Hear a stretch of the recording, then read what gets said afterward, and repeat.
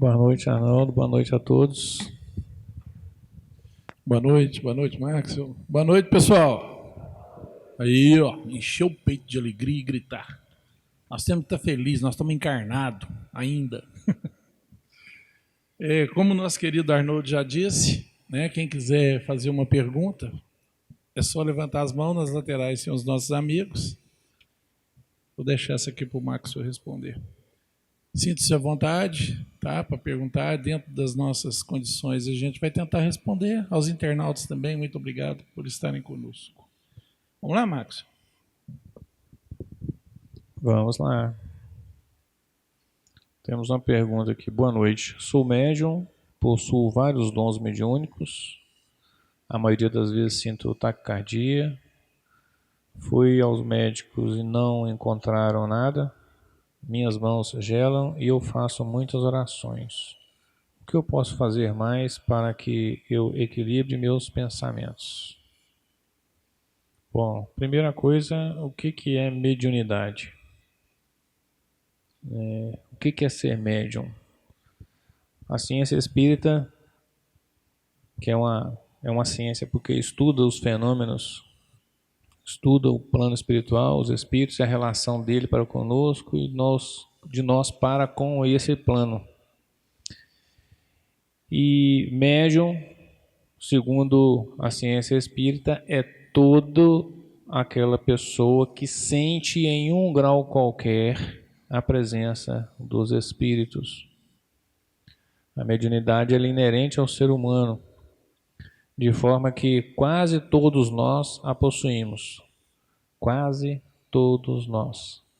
Então pode ser que no universo humano aqui na Terra tenha alguma pessoa que não tenha sensibilidade nenhuma para poder sentir a presença dos espíritos. Mas tem um mas na definição.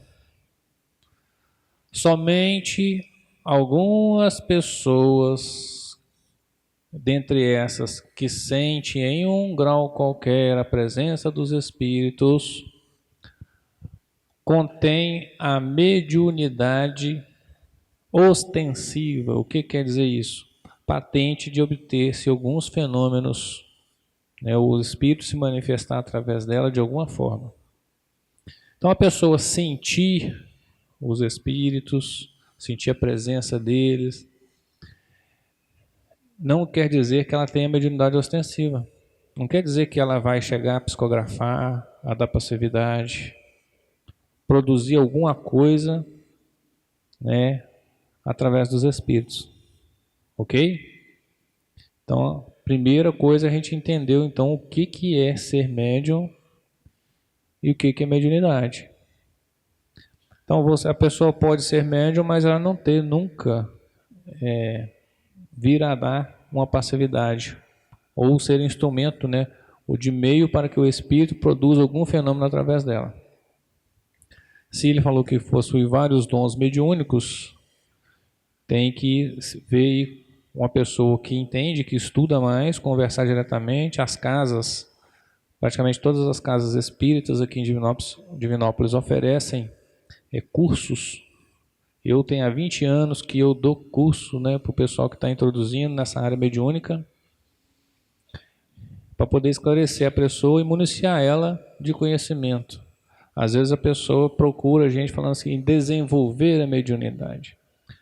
Na verdade, a mediunidade ela não se desenvolve, porque a mediunidade, até a espiritualidade fala que é o aparelho mediúnico, ou seja, a pessoa nasce com aquela predisposição. Ok? É erradicado nela. Então, se ela é médium a ponto da ostensividade que nós explicamos há pouco, ela não exclui a mediunidade pelo simples querer, e a gente também não adquire a mediunidade só se querer. A mediunidade ostensiva, ela é radicada no corpo físico e no corpo espiritual. A pessoa já vem preparada. Então, assim, a pessoa vai se munir do conhecimento necessário para se educar, se evangelizar. A mediunidade nós a educamos. A gente aprende a lidar com ela, aprende a mexer, a mexer com ela. É como se a pessoa tivesse um rádio muito sensível na cabeça, uma antena ligada que ela capta e ela tem que aprender a como lidar com esse fenômeno. E a ciência espírita é a mais capacitada para poder estar orientando as pessoas que têm essa sensibilidade mediúnica ostensiva. Muitas vezes as pessoas chegam na casa espírita relatando alguns fatos, como daqui da pergunta, e a pessoa fala, não, você é médium, mas não explica isso. Aí as pessoas saem com a cabeça assim, nossa senhora, eu vou começar a dar passividade para espírito, vou começar a psicografar livros e tal, e não vai não. Se ela não tiver mediunidade ostensiva, não vai. Ok? Aí a gente aconselha, primeiro, evangelizar-se, que ao evangelizar a gente educa e disciplina os nossos pensamentos de acordo com o Evangelho de Jesus. E isso aí é uma proteção para qualquer pessoa, seja ela média ostensiva ou não. E a pessoa procurar estudar. A ciência espírita ela oferece. Tem até um dos livros do Pentateuco Espírita que chama O Livro dos Médiuns, que nada mais é do que o manual do evocador, aquela pessoa que quer praticar a mediunidade, disciplinar a sua faculdade. É de estudo obrigatório para que a pessoa possa lidar com esse fenômeno. Muito bem. Tem uma que chegou aqui agora também, está um pouco ligada à sua resposta, Marcos. A pessoa pergunta assim, um espírito que fica vagando na terra, apegado a alguém, consegue obsediar pessoas, controlar atitudes, falas, jeito de alguém para se aproximar da outra pessoa? O espírito tem apego? O que a gente tem que entender? Depois que a gente desencarna, nós vamos para onde nós estamos conectados moralmente, espiritualmente, culturalmente, né, de acordo com os nossos conhecimentos, os nossos atos, a nossa essência, né? É isso que determina o ambiente espiritual onde eu vou me encontrar. Se eu sou muito apegado às coisas materiais, à terra, à família, aos meus bens, eu posso permanecer ainda na esfera terrena, né, no meio daquelas pessoas que ainda se encontram encarnados. E isso acontece muito mais do que a gente imagina, porque, na verdade, todos nós somos muito apegados ainda às coisas. No caso da obsessão, não existe obsessão sem um motivo, e o motivo somos nós, né? Para um espírito me obsediar, eu primeiro tenho que ter algum débito com ele do passado, né? Ele me procura porque algo eu fiz contra ele. E nem quer dizer que ele está na esfera terrena, ele pode estar na esfera espiritual, nas zonas umbralinas, de sofrimentos, às vezes, né? E ele me persegue aqui. Por quê? Porque em algum momento lá atrás eu o prejudiquei. Eu não fui bom para ele. E ele ainda, por ainda ser um espírito ignorante, não entendendo que aquilo já passou, que aquilo foi uma fase da vida dele e da minha vida, que agora a evolução me fez voltar, que talvez, né, eu já tenha melhorado em relação ao que eu era anteriormente, mas ele ainda quer vingança. Então, eu criei um laço com ele na minha falha anterior, e ele me vem procurar agora para tentar impedir o meu progresso. Por que ele tenta impedir o meu progresso? Porque se eu progredir, quando eu desencarnar de novo, eu vou para um ambiente onde a minha sintonia está ligada. E se eu melhorei, se eu progredi, eu não vou voltar para aquele lugar de onde eu vim. Eu vou para um lugar melhor.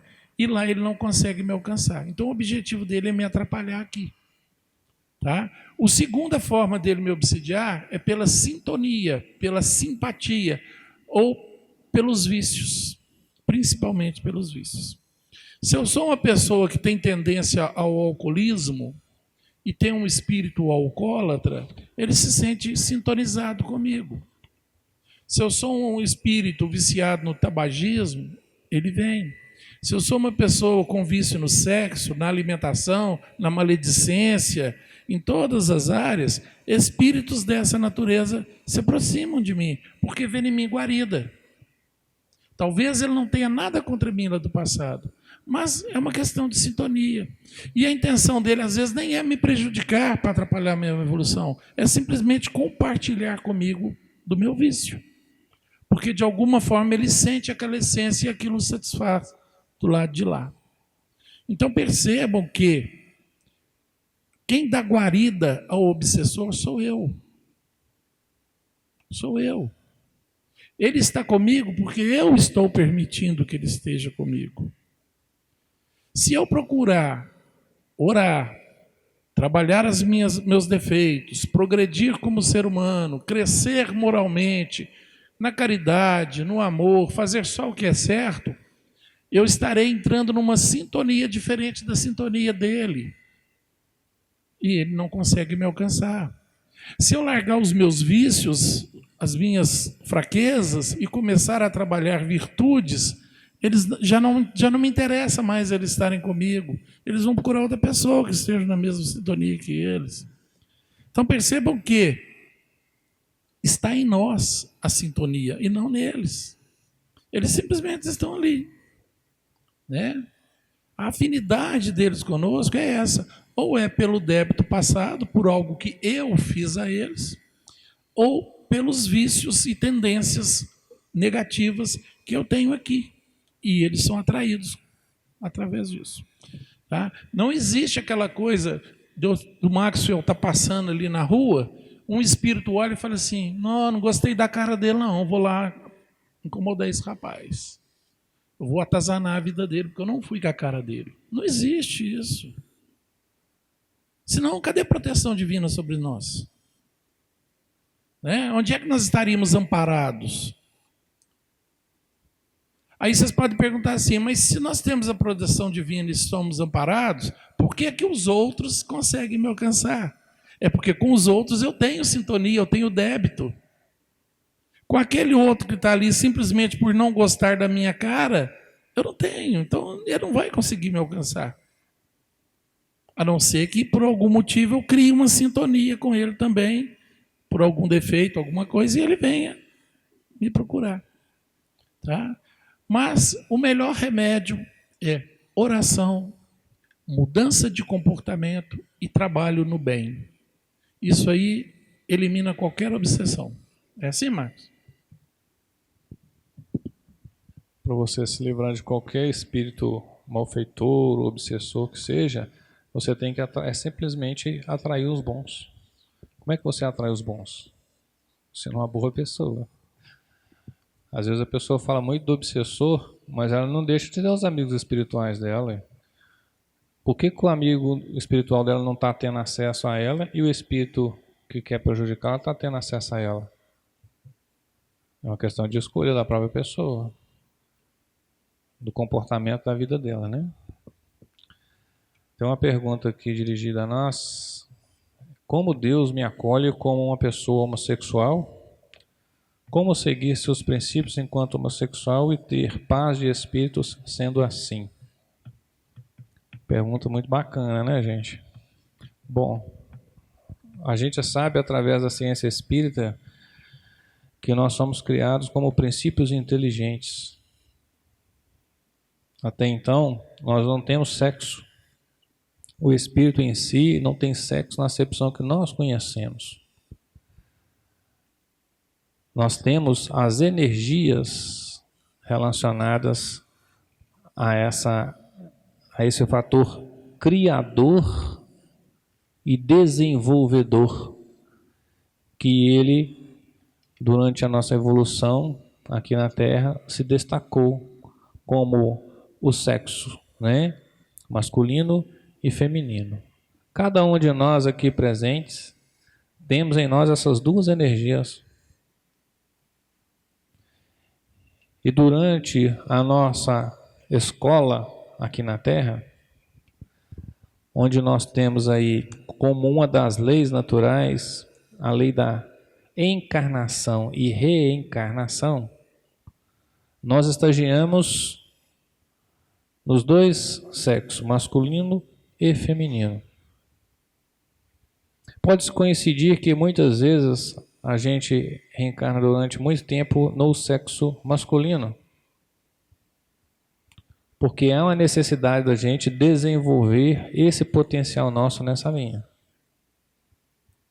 Chega um determinado momento em que, às vezes, até por escolha nossas mesmos, nós viemos estagiar num corpo feminino, porque tem toda uma outra sistemática para ser trabalhado o princípio inteligente enquanto aquele estado.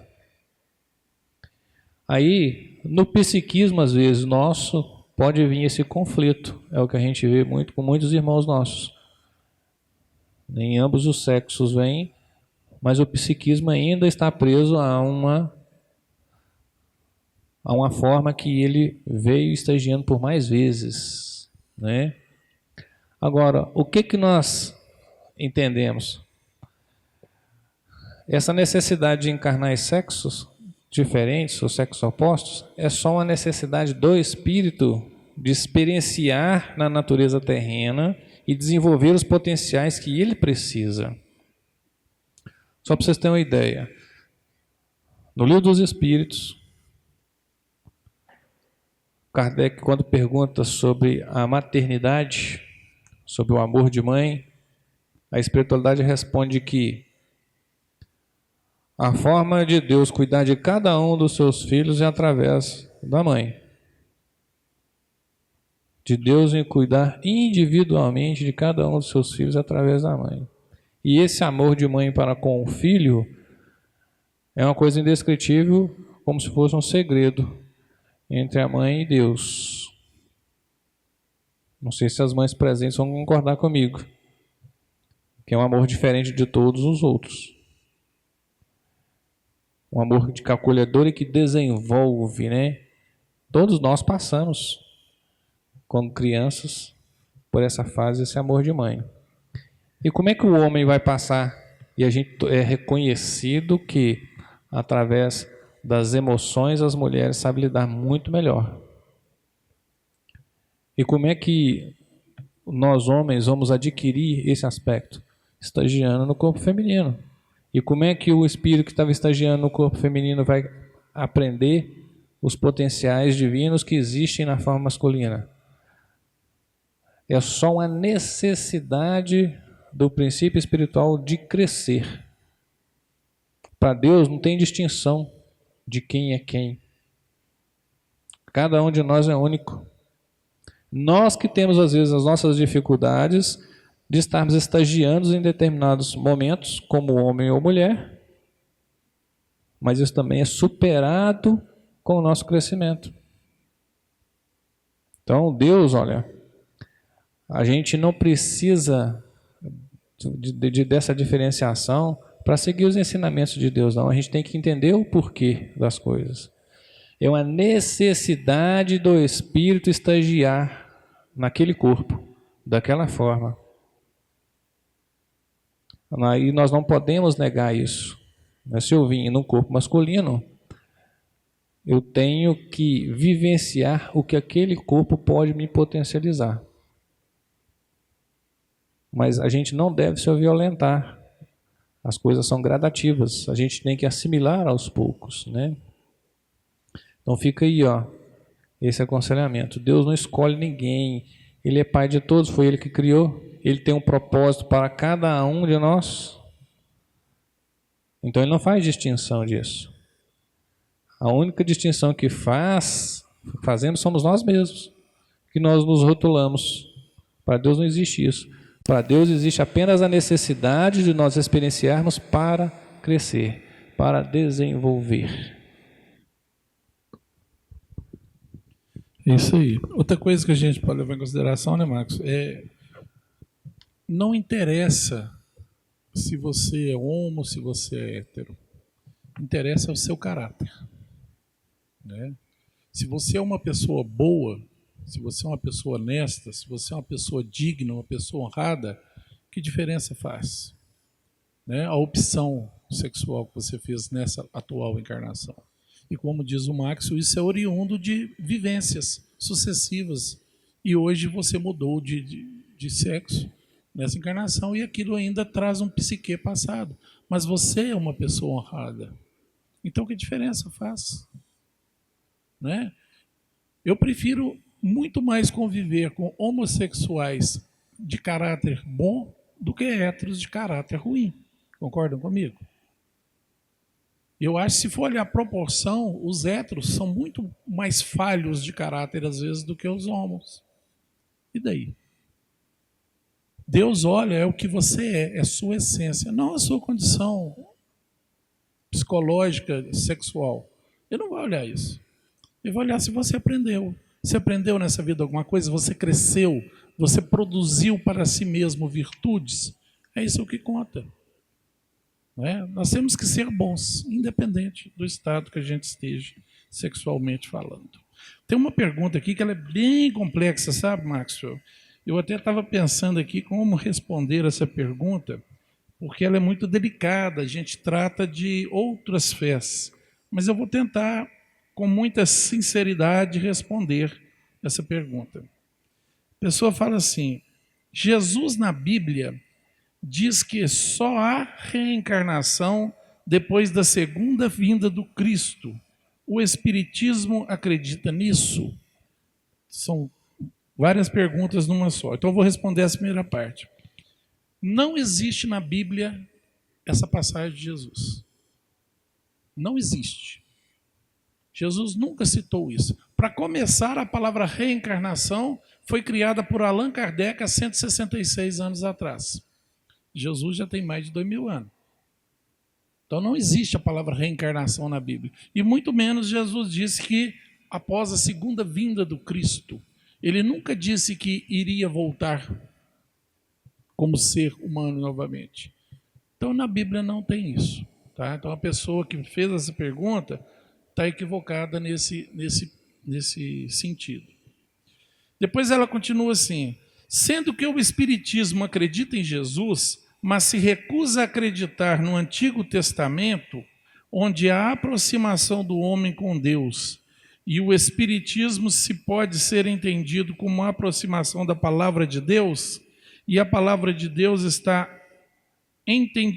no entendimento do homem. Por fim, a palavra de Deus está na Bíblia desde o Antigo Testamento. Então vamos lá.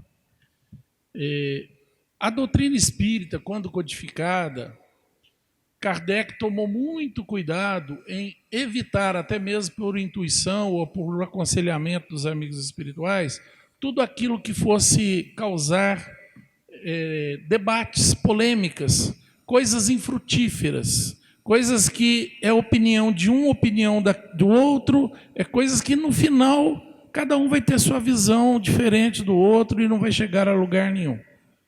Então o que Kardec fez? Ele pegou apenas as leis morais para dar sustentação a uma nova filosofia, a sua filosofia.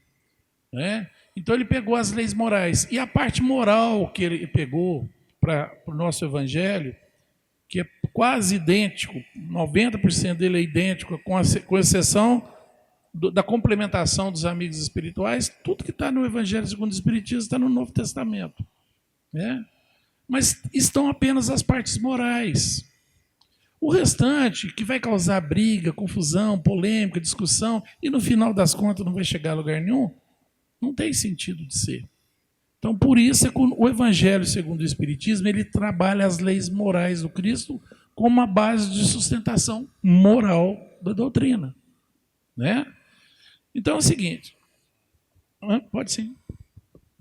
Eu gostaria só de fazer uma observação para todos nós, né, para aguçar aí a vontade de estudar um pouco mais e procurar. Hoje, nós temos o que a gente chama do poder do Estado. O que é?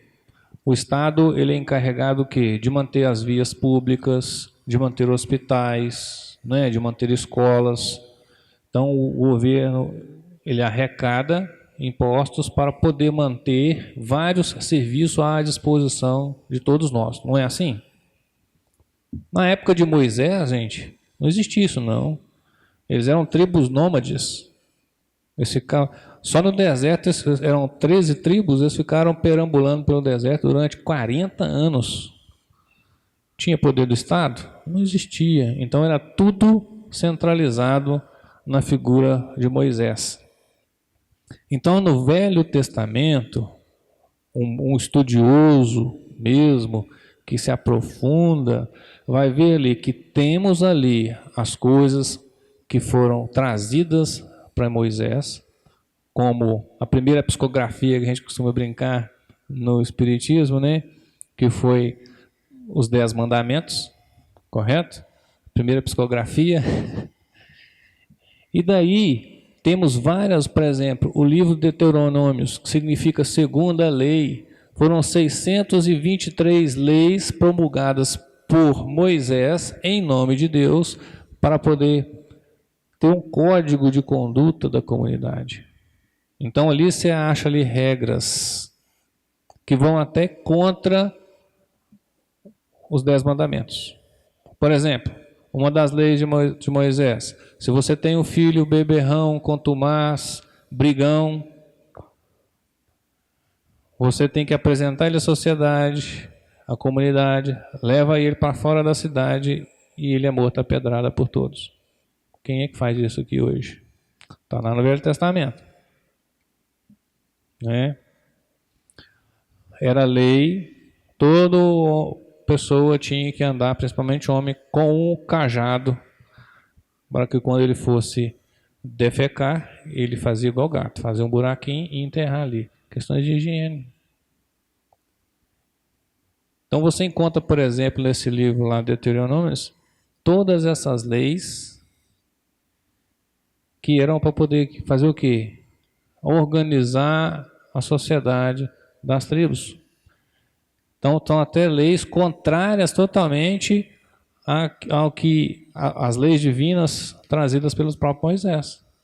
Então a gente tem que ficar atento a essas questões, né?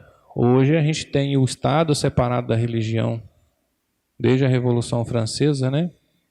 Onde a igreja se desmembrou da política na Europa e foi criado o Estado à parte. A igreja fica com a função de evangelizar, o Estado fica com a função que lhe é própria. Mas na época de Moisés, era tudo junto e misturado, o que era a lei divina e o que era a lei dos homens.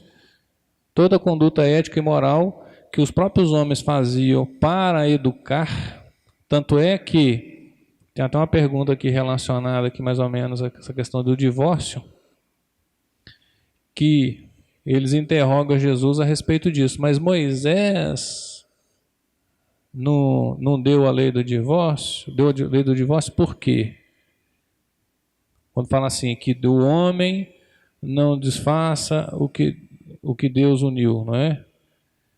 Aí Jesus falou assim, é dada a dureza do vosso coração. Porque a época, se o esposo se quisesse viver livre da mulher, e a mulher era considerada como um bem material, ela era, na escala das prioridades, ela era a quarta ou quinta. Até os animais de propriedade do homem vinham antes da mulher. E ele que se queria viver livre dela, ele simplesmente a assassinava. Aí, o que Jesus falou? Não, que Moisés deu a lei concedeu o divórcio justamente da dureza dos vossos corações. Então a gente tem que observar, estudar um pouco mais como é que eram as questões na época, para a gente não falar assim, não, Deus, na Bíblia Deus fala assim, assim, assado. Não é Deus que falou tudo. Nós homens também, à época, editávamos leis em nome de Deus para poder nos disciplinarmos e nos educarmos. Ok? É isso aí.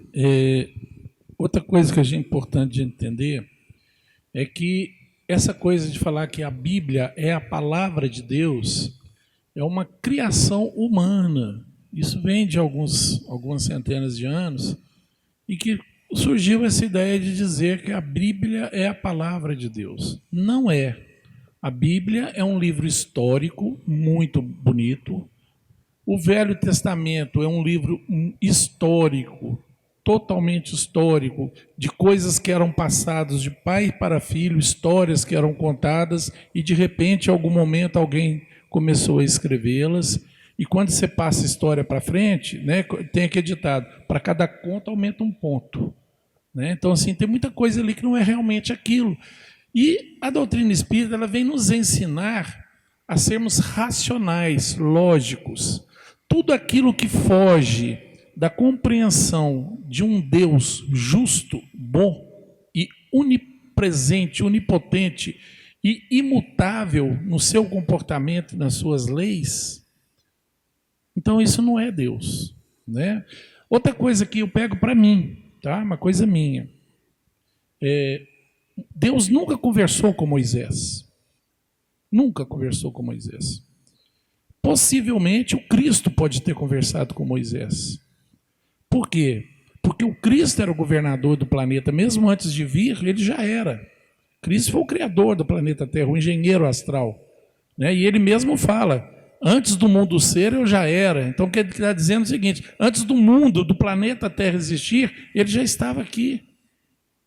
Porque ele foi o engenheiro astral que, lógico, a permissão de Deus e com o auxílio de outros companheiros espirituais de lá, criou-se o planeta Terra. Né?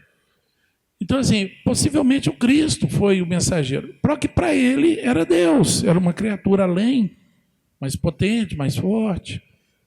Ou outros espíritos superiores que também estavam ali dando assistência ao próprio Moisés, né, que também era um espírito grande. Agora o Marcos falou uma coisa muito importante. Moisés pegou escravos, pessoas escravizadas há décadas, há centenas de anos, pessoas que não tinham higiene, que não sabiam, não existia família, não existia nada. Né? Todo mundo conhecia a mãe, mas ninguém sabia quem era o pai, porque ele ficava ali igual animais, escravizados, torturados. E Moisés tira aquelas pessoas ali do Egito e vão para a Terra Prometida. E pensem, 40 anos no deserto. Vocês já tiveram a curiosidade de pegar o Egito em relação a Israel, a distância? Uma caminhada de 2 meses suave, vocês chegam lá. 2 meses de caminhada andando ali. E ficou 40 anos. Qual que era a ideia de Moisés? Educar as crianças. Você consegue mudar a mentalidade de um adulto, de uma pessoa já idosa, já velha? Não consegue. Nós, à medida que nós vamos ficando adultos, nós vamos ficando teimoso, tinhoso. Né? A gente pode até melhorar um pouco, mas a gente não muda as nossas tendências. Então ele ficou 40 anos, ele fez 4 gerações aparecerem. Na 4ª geração é que ele entrou para a Terra Prometida. Tanto que nem ele se deu o direito de entrar. Ele ficou. Pode ir, eu não vou não. Por quê? Para levar a uma certa cultura, uma certa lógica. E ele precisava realmente de leis mais rigorosas. Porque não adiantava chegar, Marcos, meu filho, você não pode matar, querido. Isso não pode. Então, assim, as pessoas não iam aceitar isso. Então, tinha que ter leis mais rigorosas. Então, ele entrou com leis pesadas, a lei de leão, olho por olho, dente por dente. Né? Se você não pode fazer isso, você não pode fazer aquilo. É um tão de não pode. Por quê? Tinha que ser assim. Aquelas pessoas precisavam disso. Né? Tanto que Jesus falou depois, eu não vim destruir a lei, eu vim fazê-la, né, dar testemunho. Ele veio dar testemunho da lei. Então, o Espiritismo, ele não vê o Velho Testamento, como diz Moisés. Tem uma passagem de Davi, eu não lembro de endereço bíblico não, tá? Eu sou ruim para endereço, mas tem uma passagem de Davi que Deus manda ele invadir uma aldeia de pessoas que não acreditavam no Deus único e passar todo mundo a fio de espada. Homens, mulheres, crianças, todo mundo tinha que morrer, não deixar ninguém vivo. Mas... No livro de Samuel. É Samuel, né? É no livro de Samuel. Mas as moças bonitas e garbosas poderiam ser usadas como concubinas.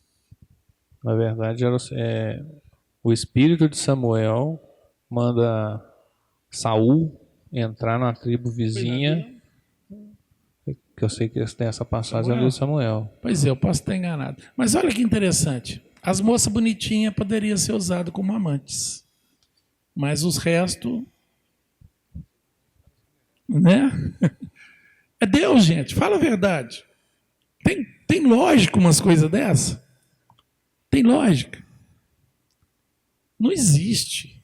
Então, assim, tudo aquilo que não é lógico dentro da visão de um Deus perfeito e imutável, a doutrina espírita simplesmente descarta. Para que eu vou ficar debatendo isso? Onde isso vai me levar? Só para te provar que você está errado e eu estou certo? Não, a doutrina espírita não tem essa pretensão. A doutrina espírita ela é racional. Ela está aqui para te apresentar argumentos lógicos, racionais, para que você use o seu raciocínio, a sua lógica, a sua inteligência, para que você decida se é melhor para você ou não. Se você decidir por não, ótimo, eu te respeito, vai com Deus. Te respeito. Se você vê que aqui é um lugar onde as respostas te mostram um porquê maior de ser, ótimo, prazer em tê-lo conosco. É assim que funciona. Né? Então, nós respeitamos muito. Pela pergunta aqui, o tom da pergunta, eu imagino que deva ser um irmão evangélico, né? A quem a gente presta o maior respeito e agradecimento até pela pergunta. Mas a doutrina espírita ela é diferente nesse sentido mesmo. Ela vai mais pela lógica, pela razão, por aquilo que tem sentido, por aquilo que me faz ver em Deus o meu Pai de amor, o meu Criador, né, que me dá esperanças, mas que jogou na minha mão o poder de ser e decidir por mim mesmo. Que eu não dependo dele, eu não dependo de outros, eu não dependo de nada nem ninguém, eu dependo de mim. Esse é o maior poder, que a gente chama de livre-arbítrio. E quem cuida de mim sou eu, quem trata de mim sou eu, quem vai me fazer evoluir sou eu. Eu não vou ficar esperando coisas externas vir mudar a minha vida, ou que eu seja agraciado por Deus, que de repente eu fique bonzinho, indo todos os dias na igreja, e que Deus vai olhar para mim e falar assim: ô Márcio, você está tão bom, eu vou te beneficiar agora com riquezas, com saúde, com vida. Gente, isso não existe. Não é? A nossa vida é de lá e não aqui. Temos uma pergunta aqui. Por que algumas pessoas acham que o amor pode ser comprado? De tal forma que usa as suas pessoas, né, e suga as energias. O que pode ser feito para que a pessoa se fortaleça desse tipo de espírito? A resposta está na própria pergunta, né? Acham. O amor não pode ser comprado. O amor é um sentimento em que nós gostamos de graça, né?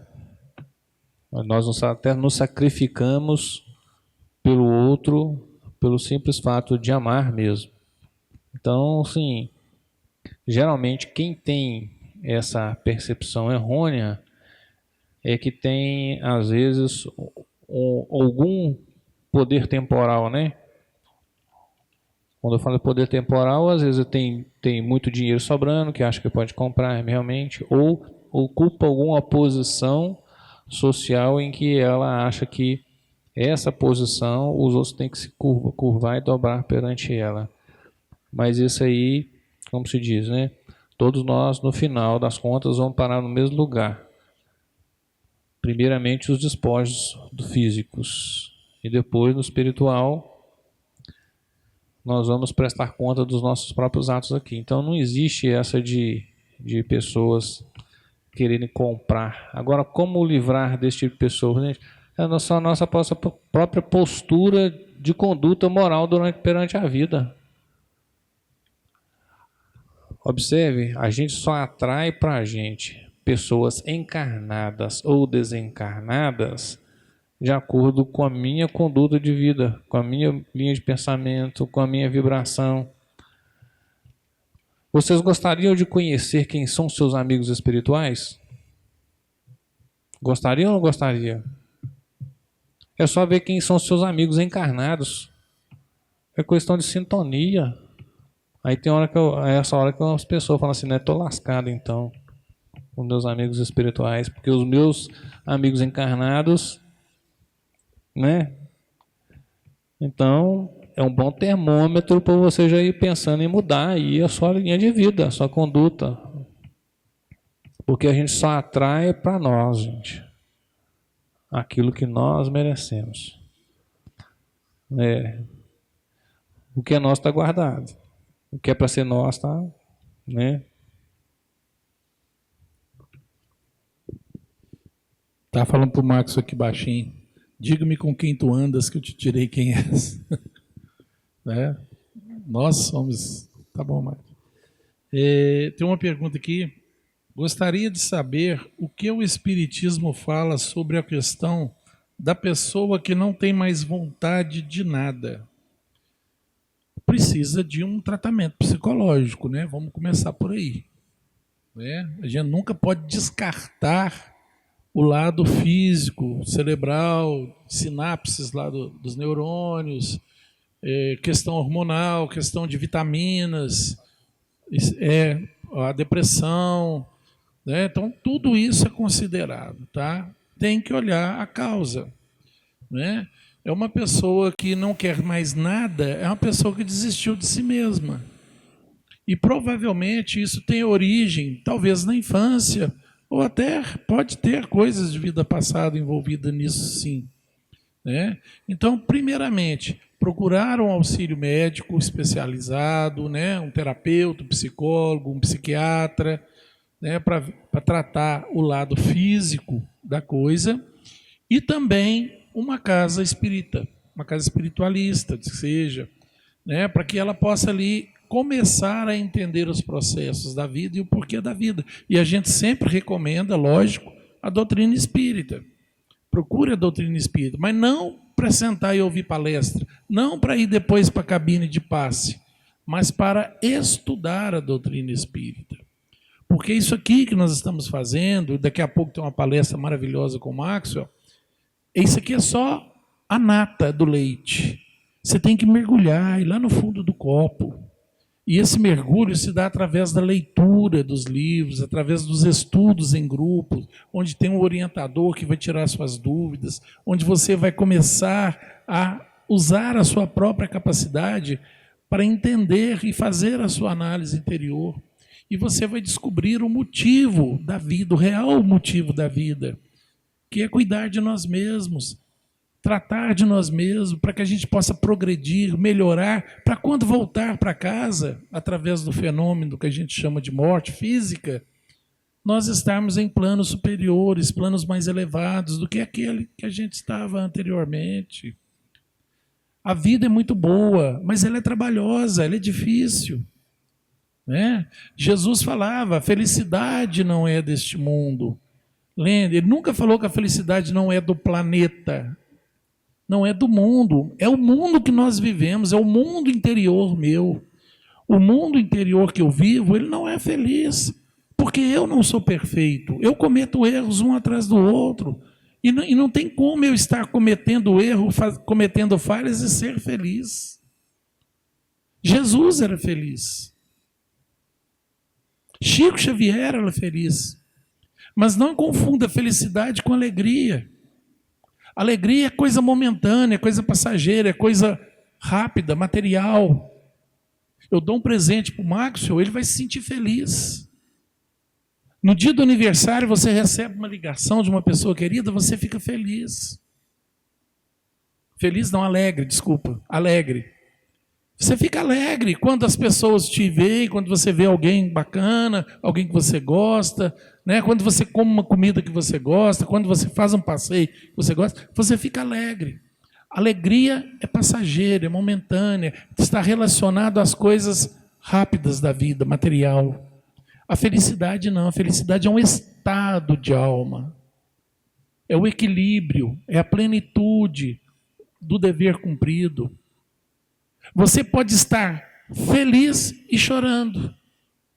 feliz e tendo tristeza. Você pode. Porque a gente fica triste quando perde alguém que a gente gosta. Você fica triste quando você vê uma pessoa querida doente ou quando você mesmo doente. Não fica feliz, não, fica triste, né? Mas você pode ter felicidade porque você está em paz.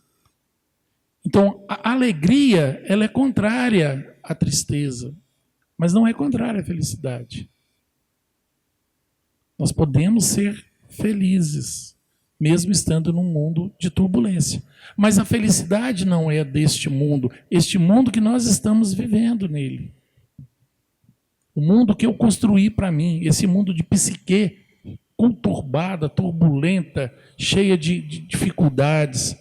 Mas nós devemos entender que a vida física é trabalhosa, porque é através do trabalho, das pedras, das dificuldades, dos tropeços, é que a gente aprende a levantar, é que a gente aprende a se amansar, é que a gente perde o nosso orgulho, o nosso egoísmo, a nossa vaidade exagerada, e que a gente vai começando a enxergar a vida como ela é. É quando a gente percebe que o mundo não foi criado para mim.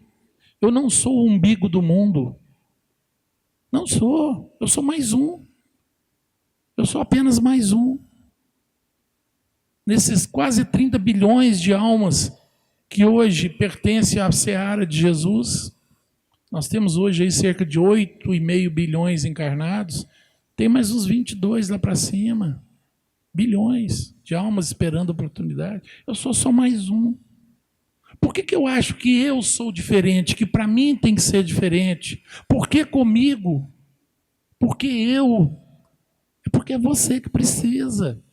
E quando a gente começa a aceitar a vida como ela é, aceitar não no sentido de cruzar os braços, é aceitar no sentido de não revoltar contra a situação e não achar que Deus esqueceu de você, que a vida não gosta de você. É aceitar com fé, trabalhando, confiando que aquilo está te ensinando a ser melhor, a ser mais manso, a ser mais pacífico, a ser mais benevolente. E se for deixar, nós vamos ficar aqui a noite inteira falando disso. Pessoal, muito obrigado. Obrigado, Maxwell. Fique com Deus. Daqui a pouquinho tem uma palestra maravilhosa do Maxwell. Eu convido a todos que fiquem.